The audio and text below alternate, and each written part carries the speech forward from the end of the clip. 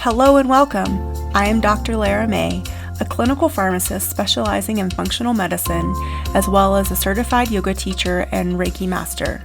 I run a truly integrative health coaching practice encompassing functional medicine lab testing, yoga and meditation, and a sprinkling of Reiki energy medicine. Join me here on Light Body Radio to break through your health plateau and come into alignment with your natural vitality.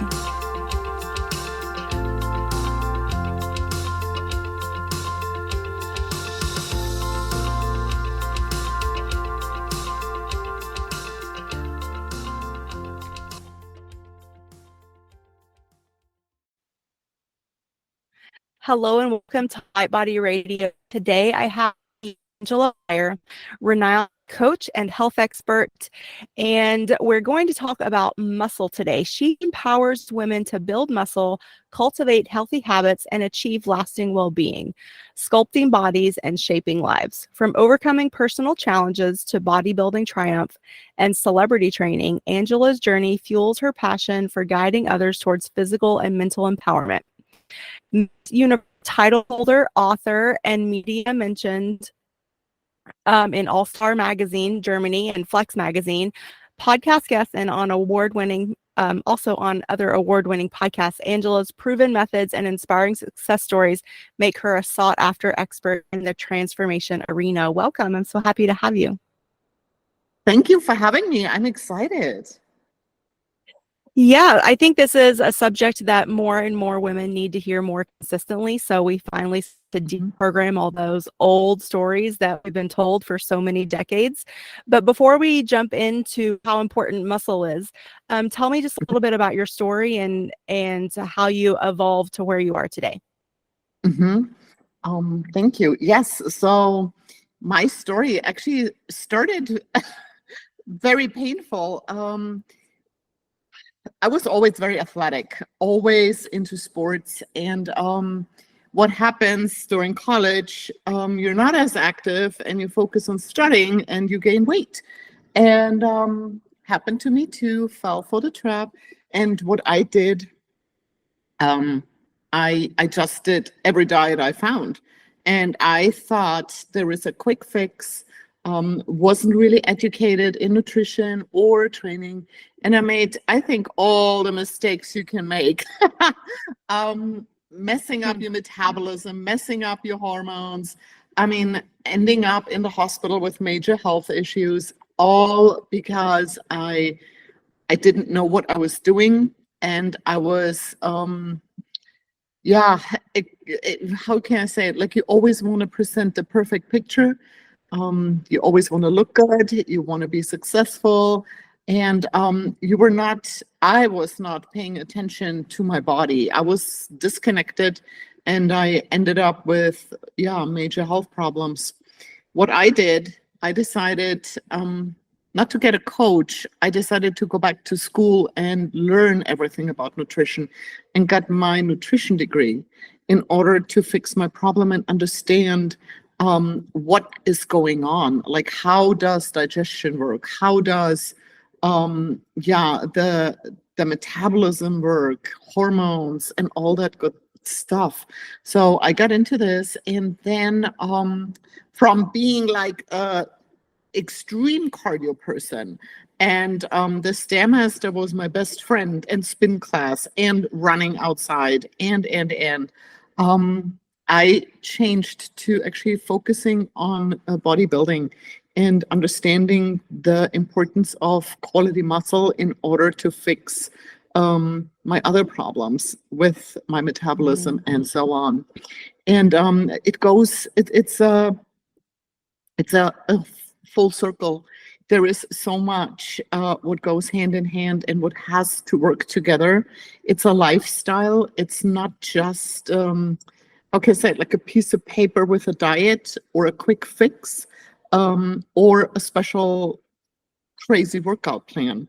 No, it's something what you want to do for a very long time, what you enjoy doing, and then you understand when you actually connect to your body what's going on, and that's what happened to me. And by doing this and getting better, yeah, I just, how can I say it? Like, my relationship wasn't working out as it's supposed to be. I struggled.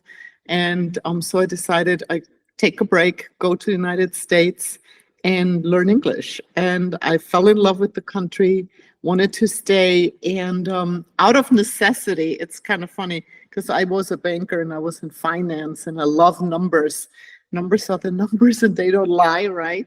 So that goes a little bit together with nutrition For and sure. weight training. Yep.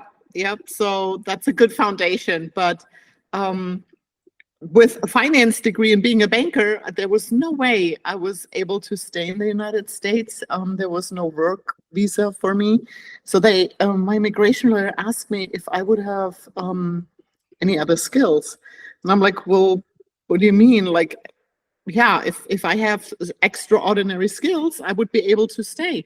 And I said, well, the only thing I can do really well is lift things up and put them down. I can weight lift very good. She's like, okay, if you get a world champion title for the United States, you get a green card. And Oh, wow. to be honest, No pressure. I just want to say, to be honest with you, at the beginning, I was like, did she just say that? Like, really? Was she joking? I was not like, yeah, comprehending at the beginning, like, what does this even mean? And so, yeah, she was serious. And I said, okay, I can only try. I do my best. And I like journals. I'm a person who journals a lot and all different kind of things and for different purposes. And I do it very successfully. So I pulled out my old nutrition and workout journals. I focused on getting ready for the Miss Florida show, which I did. And yeah, it was in natural bodybuilding, and I competed in the Miss Physique class. And I won Miss Florida, got qualified for Team USA. I traveled to Los Angeles, competed at the Miss USA show, won Miss USA, and got qualified for Miss Universe. And that was one of like, it was such an unbelievable journey. But I have to say, that was one of the happiest times I've ever been, because I was in the flow. I was not trying to be a good banker or the perfect girlfriend or something. I was in the flow. I was doing what I love to do, and everything fell into place. So my diet went well, my exercise program went well, my presentation was there. It was all just right. So I competed at the Miss Universe show, representing the United States, and yeah, I won Miss Universe. And Amazing. from there on, it was such a amazing day. And when I think back again, a lot of people ask me if this was the happiest moment in my life, winning Miss Universe. And again, I say no, it was a relief. That's how I felt, relieved. The happiest time was the prepping and the journey, the doing of it. That was the happiest time of my life. Fun. I can't even explain it. And that's what happens with my clients as well. It's not reaching that goal. It's like getting there and experiencing the transformation and what it does in your body.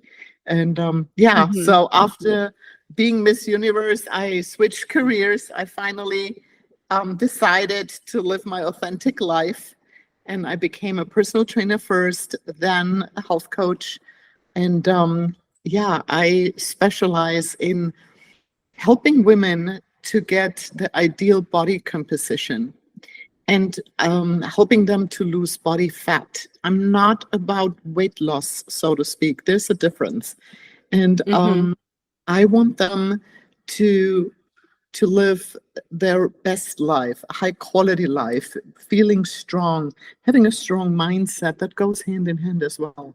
And giving them the tools to do this for the rest of their lives. Yes, and thank you for that. I'm so grateful for your work. And I think too, like the joy is in the journey because of also what we're learning, not only about whatever we're doing or you're trying to achieve, but also about ourselves, like what is it that is the most challenging thing for us? Because it's different for all of us too, right? Like some of us don't have a problem like showing up to the gym every day, but maybe we do actually, like struggle with pushing ourselves enough. Like the showing up is not the problem, but the pushing, or, Yeah. like let's add another plate on today. Like today's the day, we're gonna, make it just a little bit harder. But Mhm. really, I think it's important for women and men too, but mainly women because our hormones are different and our body composition is different from Yeah. men, biologically speaking.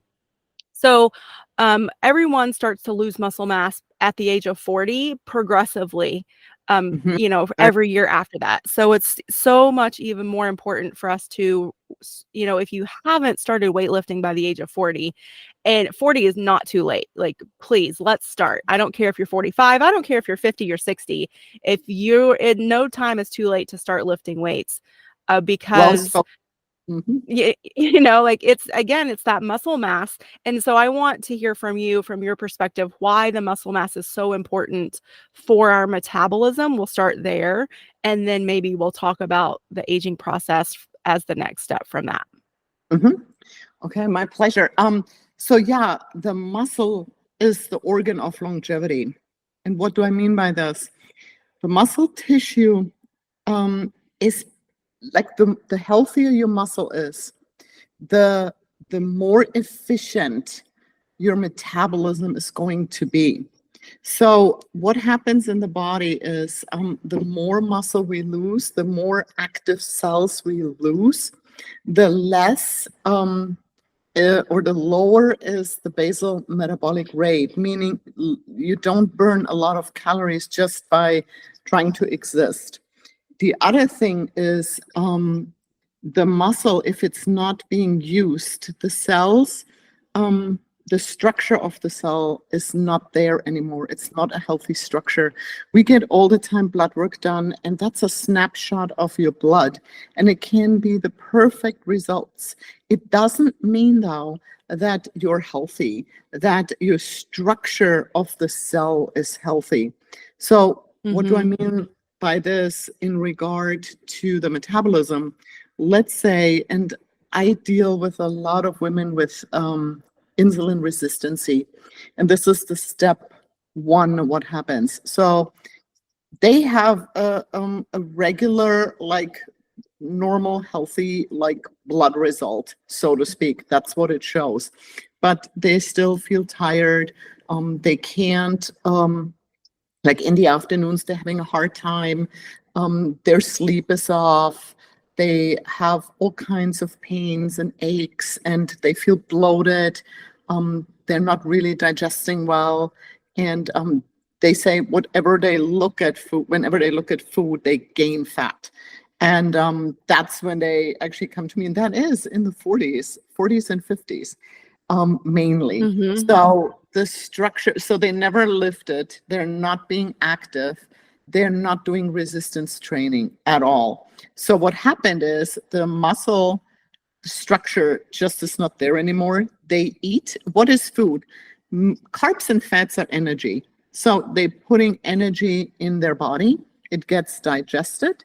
It gets into the bloodstream. We have high blood sugar. So we get the signal to produce insulin. Insulin is basically the key opening up the cells and get the sugar out of the bloodstream into the muscle.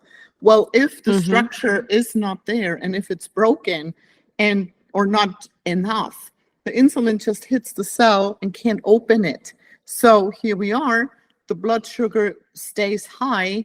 This is the insulin resistance, what we created. It goes back to the liver, it spills over in the liver, and then we have a fatty liver. It creates fat cells. So here we Mm-hmm. have the first step. What's happening if the muscle structure is not healthy? How do we fix insulin resistance? Super easy. Well, if you have guidance and support, like start with lifting weight, cleaning up Yeah. that structure. You want always, and it's maybe not the best example, but you want to be a fillet steak. You don't want a fatty marble steak as a You don't want to be muscle. a ribeye. No No, you ribeyes. don't. You don't, exactly. You want to be a fillet steak. You want to have this healthy tissue and you want to have the most of it because the muscle actually communicates with almost everything in the body. It communicates with your metabolism. It communicates with your bones. So healthy bone structure, why the body always adapts. Why would the body have healthy, strong bones if it doesn't have to carry any muscle? If there is not enough muscle and not healthy muscle, the bones are not healthy. Same with cognitive function.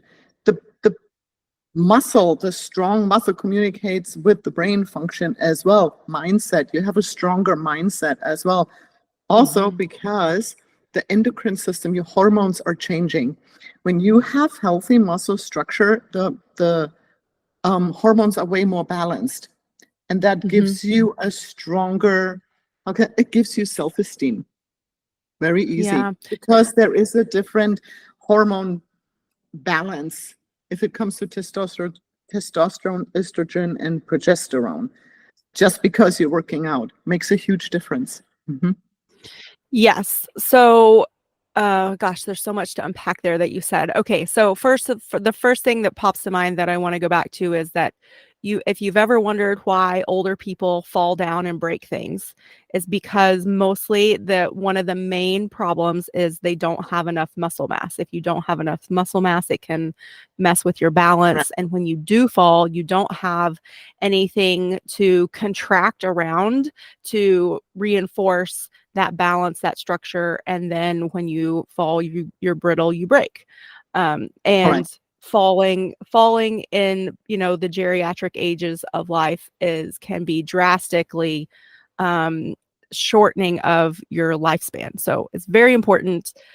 So this is not about vanity, people.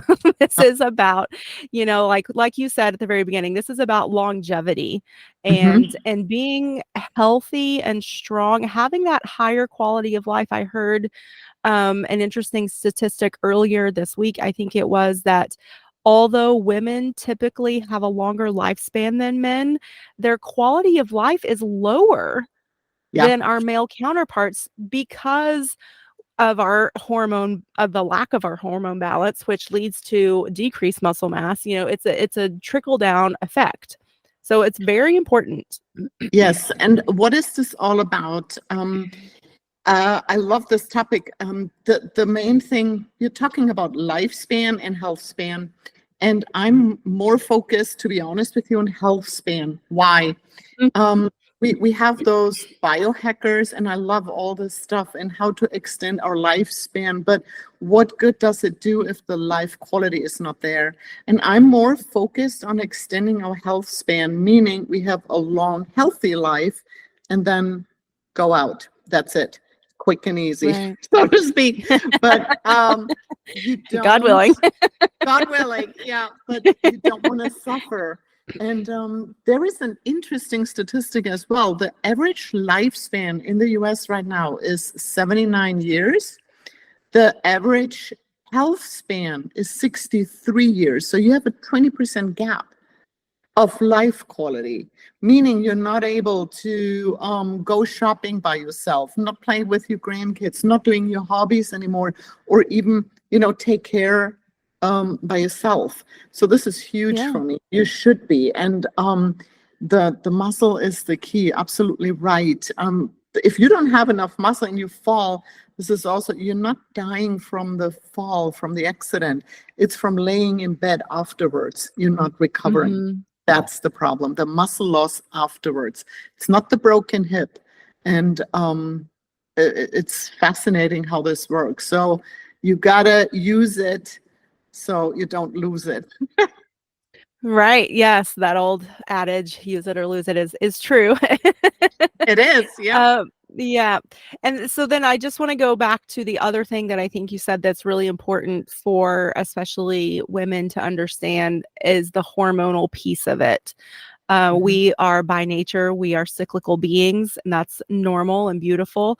But as we go through perimenopause and menopause, that changes. Our hormone levels drop, which directly affects, again, how we're able to build muscle and keep muscle, which then also comes back into even some of our neurotransmitters that reinforce our happy hormones Correct. in the dopamine, serotonin. So it's all connected, people. And so again, to have maybe hopefully an easier transition through that period. And I am more and more now encouraging people to seek out a practitioner that can help them, maybe even with hormone replacement, to help ease that transition and also to prevent the muscle loss that can start happening through that. But the biggest thing you can do if you don't want to do HRT is the weightlifting, strength training, lift heavy things. That's correct. So, yeah, Uh-huh. go, go. Um, interestingly, like we start looking in our 40s because that's when we see symptoms. I recommend even starting a little bit earlier in your 30s. Mhm. Even with hormone replacement therapy, it's way more gentle. And I think too, with hormones, it's a lifestyle, like I said. So we need to be aware of our environment and what causes us to pick up bad estrogen. And we get so overloaded with plastics, synthetics, Mhm. in our skincare, in our clothes. So at one point, we are so overloaded and we need to actually detoxify from that and reduce that amount to balance our hormones. That's another piece of the puzzle, which is interesting. It's not all of a sudden that it happens in your 40s and 50s. It's a accumulation of like, yeah, in your 20s, 30s, where you did all those things and building up that the Yeah, bad estrogen, and then we need to fix it. And I think if people are more aware of all those things as well, they can reduce those symptoms. And the for strength sure. training, yeah, it's an interesting topic, like the cleanup. Sometimes you want to get rid of things instead of adding stuff, like I have clients that love Mhm. their supplements and they want to take this and they heard this is good, and I said, well, wait, this is not fixing the problem. You just need to clean up your skincare regime or whatever it is to, Mhm. get a little bit of balance in. And it's just the not knowing, or yeah, like uneducation. It's not very common that people talk about it. Let's put it that Right. way. And yeah, no, I'm glad you brought that up. So there, just so people are aware, there's um, a, a pathway, an estrogenic pathway that is normal and natural in our body. And there's different forms of estrogen. And just for the sake of simplicity here, we'll label them good estrogen, bad estrogen. The bad estrogen meaning those that are more oncogenic, those that can lead to the cancers that we've all been scared the crap out of about, right? for Right? good for good Yeah, for good reason. yeah. But this all happens in the liver, which is also why liver health and regular detoxing is Mhm. so important, because we are bombarded with plastics, pollutants, inflammatory chemicals, all the things. So Yeah, it's there, you can tell by your symptomology if you're having an overload of this quote unquote bad estrogen, but you can also test to actually look at the pathway through the Dutch test. That's one of the reasons I love the Dutch test so much. There is this argument like, well, which is better to gauge your hormones, blood or urine or saliva? Technically, blood is the most accurate, picture, your shot in time picture. However, I love the Dutch test because it will give you that breakdown of your metabolic pathway, and it will show you where you are with each of those estrogen correct. metabolites, we call them. And so it's very valuable information. So anyway, yes, thank you for bringing that up. That's so true. And again, so important as to why we need to be very cognizant of our liver health, to prevent insulin resistance, fatty liver, and also this over like Estrogen. Yeah. estrogenic, yeah, and it's also like the estrogenic mimicking chemicals. So all these Correct. things that we're exposed to that mimic estrogen that aren't actually estrogen, so that messes with us too. So having a regular detox practice, I like to ideally once a quarter. I like to detox with the seasons, but at least if you can do twice a year. And the daily practices of sauna, sweating when you work out, and of course eating clean, having a clean cosmetic regimen, and that includes hair, makeup, skin products, all the things. I mean, Yeah. it can feel overwhelming, and like you said earlier, like it's very simple, but like it may or may not be easy, but it is simple. It is simple, and like I said, I do it step by step. We don't overwhelm. And Right. what happens too is, again, like if you say, okay, I want to focus this month on my skincare or on my plastics, or like take action steps, and again, you get stuff out of your life and then you add good stuff back in. It's just a nice transition, and you see and feel the difference, and it's amazing. And this is the journey I'm talking about. And then premenopause, menopause gets easier, and this is amazing. I'm always surprised how numbed up my clients are sometimes, so toxic.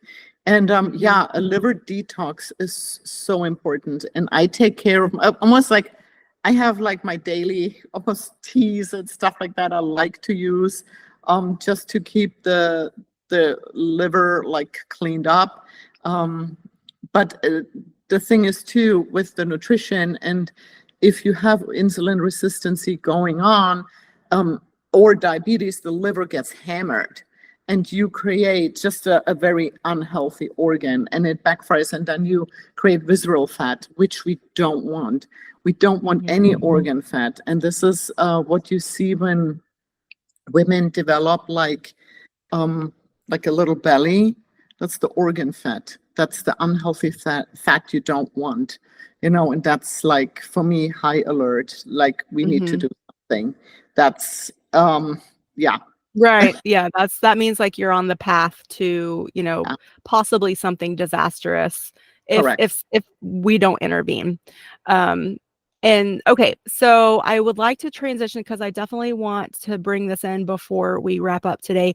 I want to talk about protein and what the right Mhm. amount of protein is, because I think also this is something else that's been completely sort of adulterated I'll make a nice word out of it, adulterated by our governmental organizations, and Yeah. so let's set the record straight about how much protein we need to be successful in everything that we've talked about today. Okay. Oh, wonderful question. The protein question. Yeah, the official recommendation are not high enough. We need Right. way more protein. And why is this? There are different reasons why.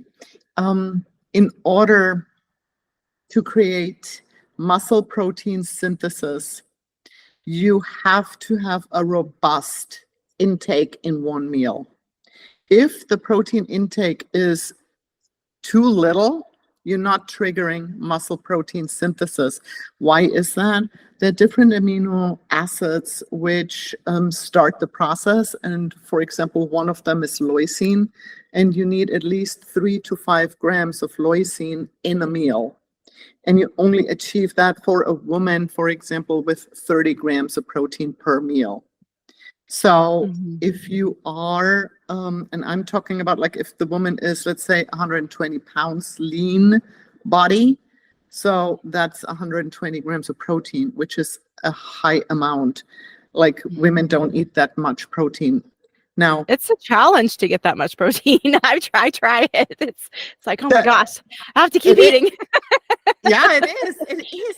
And this is so fascinating to me because if you have a high amount of protein, you're suppressing ghrelin, the hunger hormone, so you're not getting as hungry. It's a fascinating like side effect. But Yeah. yeah, you're not as hungry if you have a higher protein diet. Now, the protein amount is important per day. Now, let's say I like my protein intake very balanced, robust. I have 3 meals a day and always the same protein amount. It's always very, like it's very zen. There is no up and down. If I'm having a hard time with protein intake, I would take the smallest amount of protein in my lunch break in the middle of the day.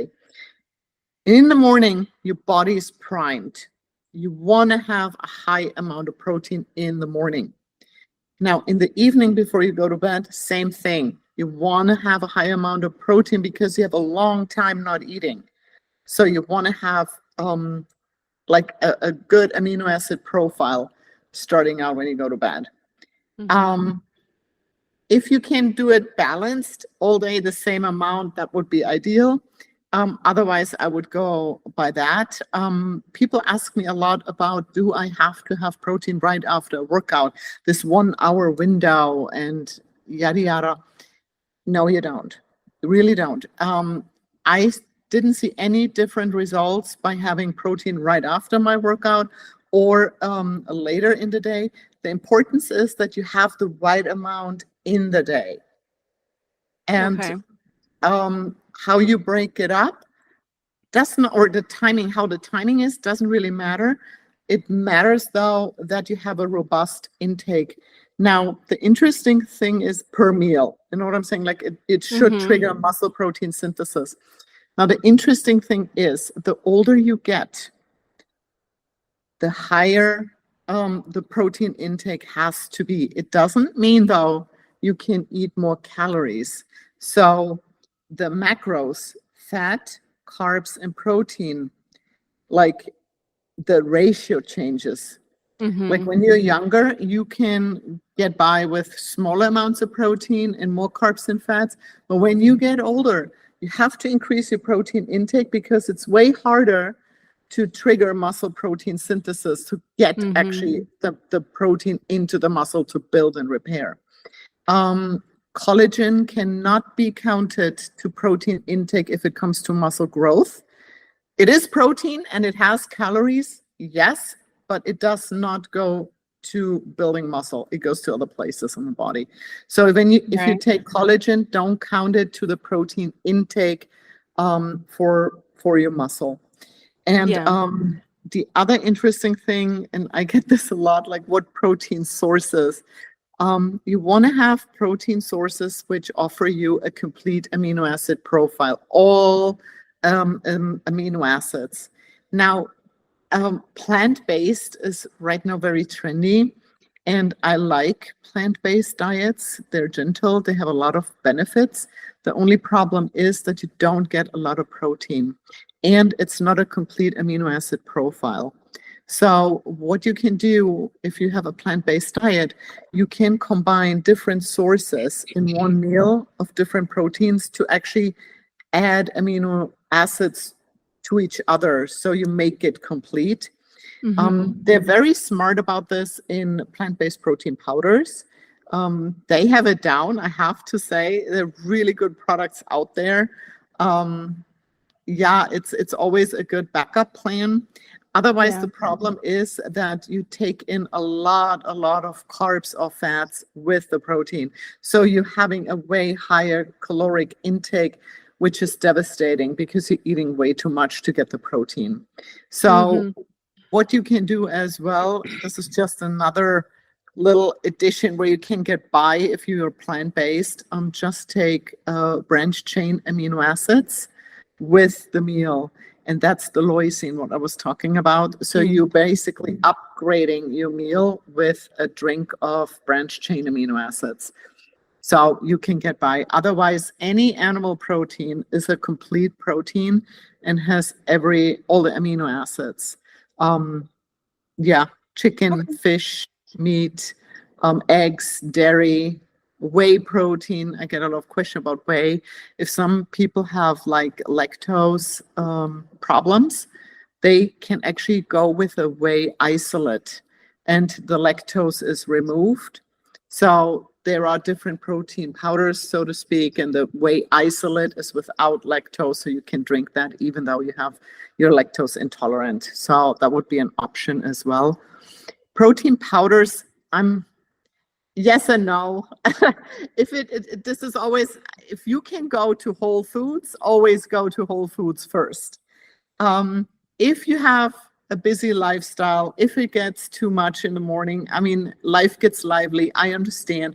And if you have to take a protein powder just to get your protein in the morning, has to be quick, fine. Just find a really good quality protein powder and do it that way. Whatever makes it work. You know what I'm saying? Yeah. If you're stressing about your breakfast, well, then it won't work.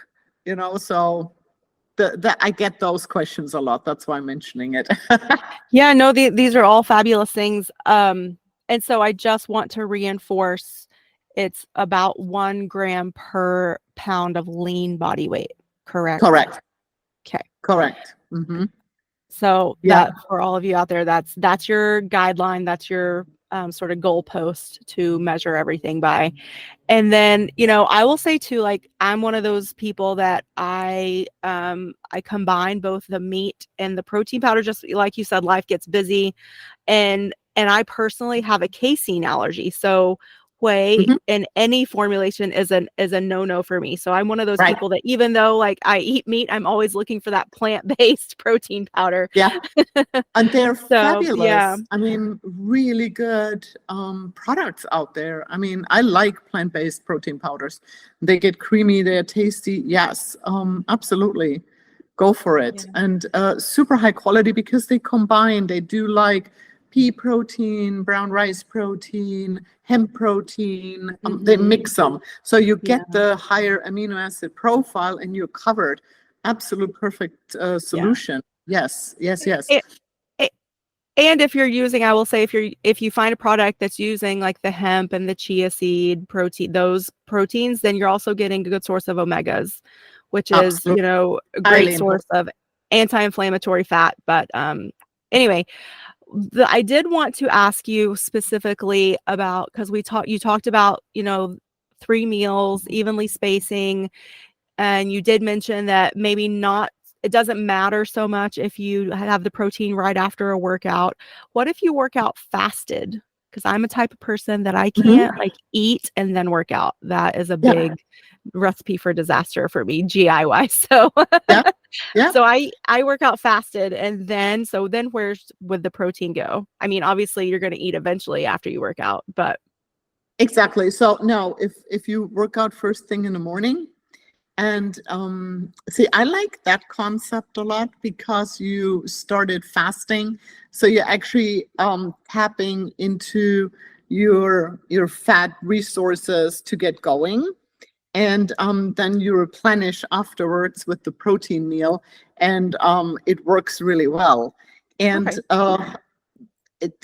again, what works for your lifestyle? There is not really like, I haven't seen a difference if you work out in the afternoon or in the morning. And if you work out fasted, I mean, I saw great results with it. And you get your body, I mean, if you're mentally ready in the morning and you get going, I think it's fabulous because you're primed in the morning anyways. And then you just had a workout which broke down muscle fiber. So your body is ready for like, okay, repair. And you're repairing all day long. So it's a good solution. I always like the meals during daylight. This is another thing, if possible, just because of the circadian rhythm. It is just easier on the digestion, if you can. So it gives you also a smaller feeding window, which is very beneficial for your metabolism. But like I said, these are nuances, like, okay, when we are having the diet right and straightened and you're having a hard time with sleep or something, then, well, let's look at the timing. What's really going on with your feeding time? Right. That would be another take on where a lot of people struggle, and they go in all kinds of directions with the sleep, and they never address their eating times and their circadian rhythm. So it's another interesting topic. Yeah, absolutely. You know, and as always, like we're a big proponent of bioindividuality on this show, Yes. and in my practice, you know, there is no one size fits all. So I'm Nope. taking advantage of, by having you here, asking you the questions that are actually relevant to me personally. Yes, But you yes. know, like I know that there are other people out there. You know, I know I'm also not alone. But then there's people like my husband that, you know, as soon as he wakes up, he has to eat. Like he cannot Mhm. you know, like he cannot work out fasted. So, you know, Oh polar yeah, and opposites like I said, in that way with how we yeah, are. but again, different personality, different type, maybe different even chronotypes, Yeah, different, morning. definitely different metabolisms for sure. Yeah, yeah, yeah. Oh yeah. All right. I like So, the morning workouts. yeah, so tell people where they can find you. Yes, on Instagram under Health Coach Angela. And yeah, my website is houseofshape.com. Okay, cool.